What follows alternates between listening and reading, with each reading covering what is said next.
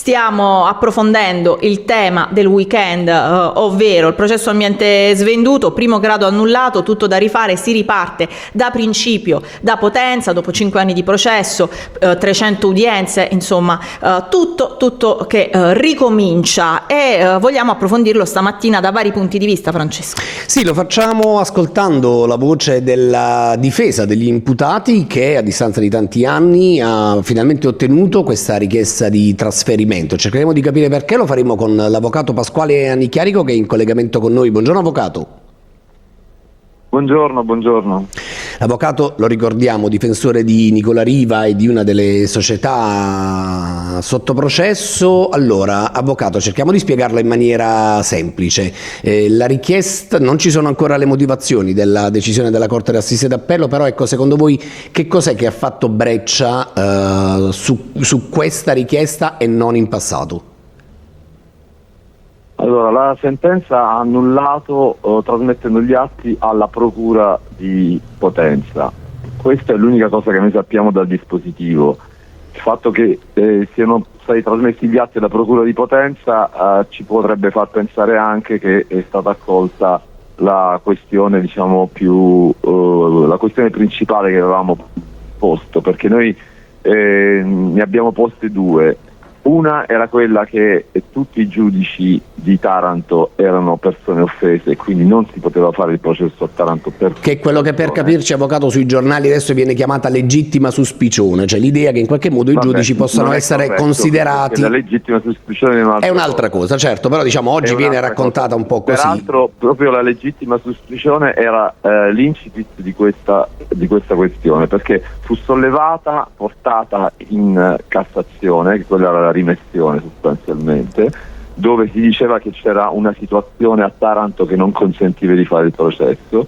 La Cassazione proprio disse: attenzione che non è questo la questione da sollevare, ma al più potrebbe essere un articolo 11, una questione proprio di incompetenza funzionale. Ecco, spieghiamola in maniera semplice.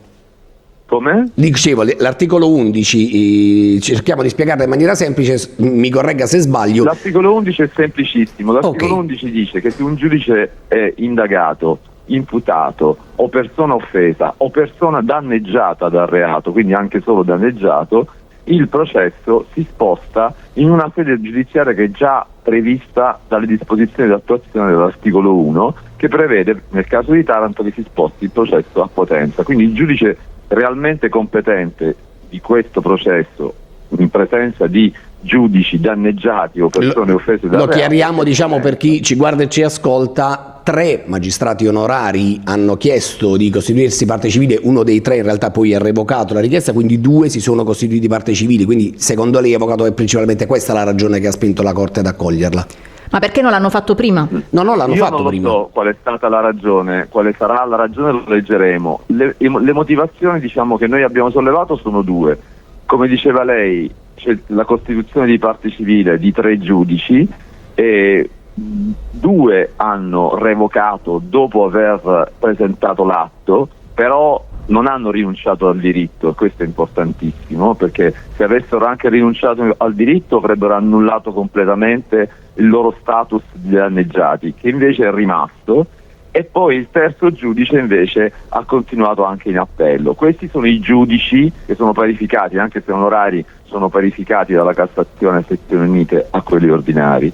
L'altra questione era quella praticamente che, le faccio un esempio, la Presidente della Corte d'Assise ha riconosciuto la costituzione di parte civile di tanti cittadini di Taranto che abitavano a pochissimi passi dalla sua abitazione, e l'ha riconosciuta dicendo che era potenzialmente diminuito il valore di quelle abitazioni perché erano state imbrattate. Quindi, per farlo capire a chi ci ascolta, sostanzialmente se abita così vicino. Ma se è stata imbrattata l'abitazione di queste persone, è imbrattata anche la sua, e quindi la diminuzione di valore ha riguardato anche la sua abitazione. Lei si trova nello stesso stato. Questo abbiamo detto in giudizio per far comprendere come concretamente non si poteva prevedere che un giudice facesse una sentenza a favore di chi era nella sua stessa condizione. Ma io dicevo prima, queste persone hanno avuto una sentenza a favore.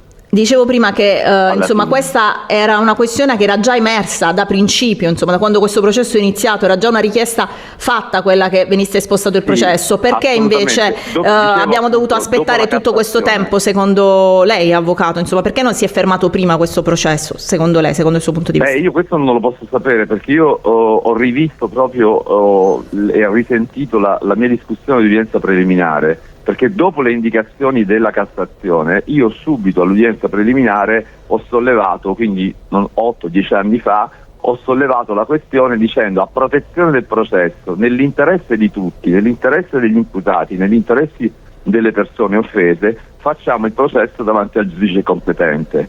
Però noi abbiamo fatto 2 udienze preliminari, perché ricorderete che la prima era stata annullata.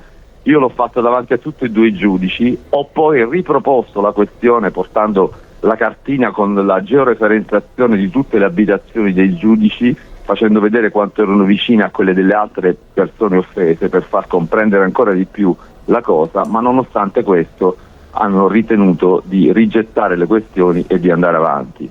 Grazie. Poi la Corte d'Appello ha dovuto prendere atto di un fatto che in 10 secondi, avvocato, che facciamo gli avvocati è una cosa scontata.